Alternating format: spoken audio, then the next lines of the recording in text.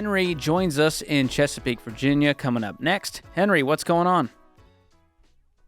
Hey, Ramsey team. Thank you for taking my call. Absolutely. What's going on? So I recently completed your Foundations in Personal Finance homeschool curriculum, Yes! and I have a question about investments. Okay, hit me. How old are you?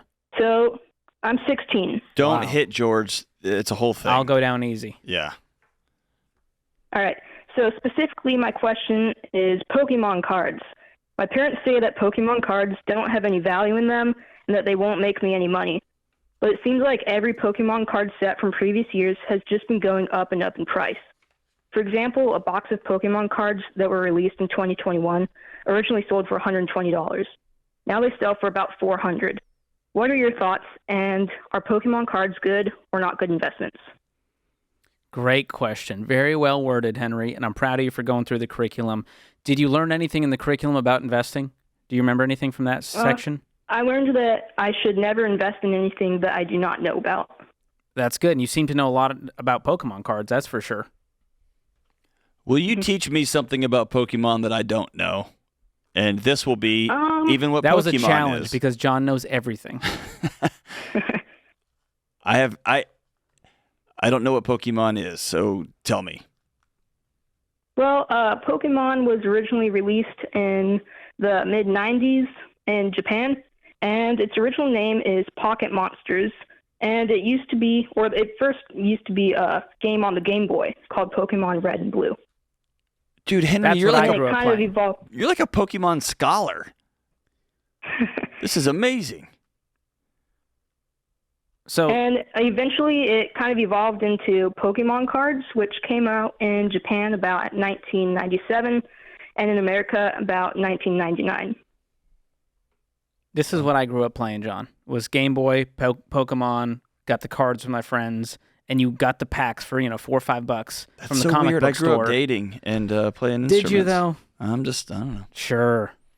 Okay. All right, so George is going to teach us. So no, the thing, Henry, is there's a lot of collectibles out there, and people can make money. And you probably have seen YouTubers like Logan Paul who are like, I paid $5 million for this super rare Charizard, right? That's the stuff that we see, that we click on, that we view. The reality is most people, it's like going to Vegas. It's like the slot machine. You're hoping that you get the pack with the right card, and all of a sudden you went, I spent $300 and my cards aren't worth nothing. Mm-hmm. And so the chances of you getting that card that you can then flip and make a whole bunch of money isn't worth the time. Now, if you wanted to do this beyond your normal investments with just your fun money and you're super into it, you could do it. And I bet you would call back and you'd be like, hey, I have $7 million because I invested in Pokemon cards. And we'd all be like, what? This kid's crazy.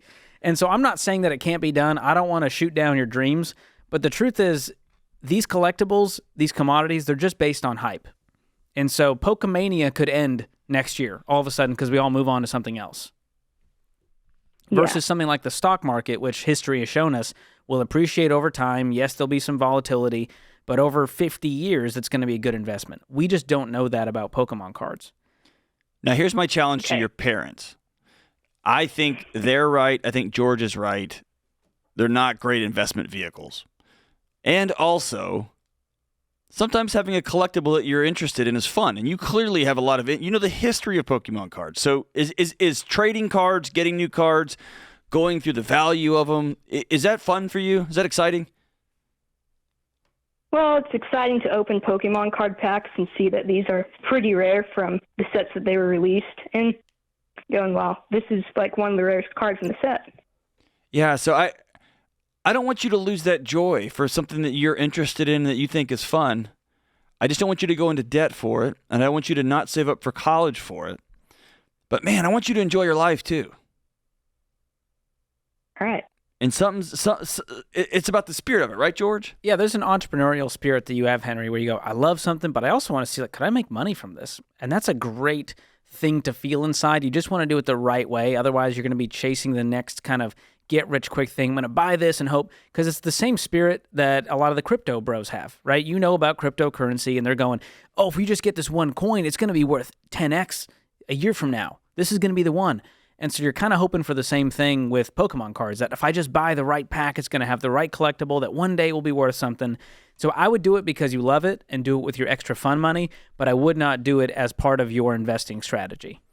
Hey, George, I'm going to ask you about this, or tell you about this.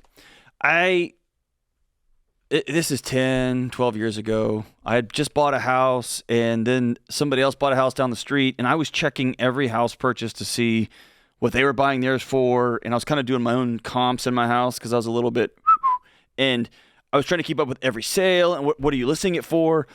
And I was talking to a finance buddy, and he said something that was important for me. He said, because I was telling him, hey, I think I'm going to sell now because it's gone up this much in 3 months. I'm going to do this. And he said, hey, and here's the line he gave me. He said, give your wife a home. He said, you're going to make money on your house over time, probably. Maybe not, but probably. But man, if you ROI every single transaction in your life, you're going to make yourself nuts. And it was a call back to have a place where you can drop your shoulders, like a home, right?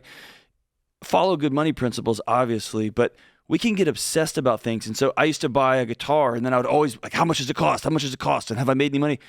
Now I buy a guitar because I like it, and I want to play it, and I have a scenario in my head where I'm going to play it live.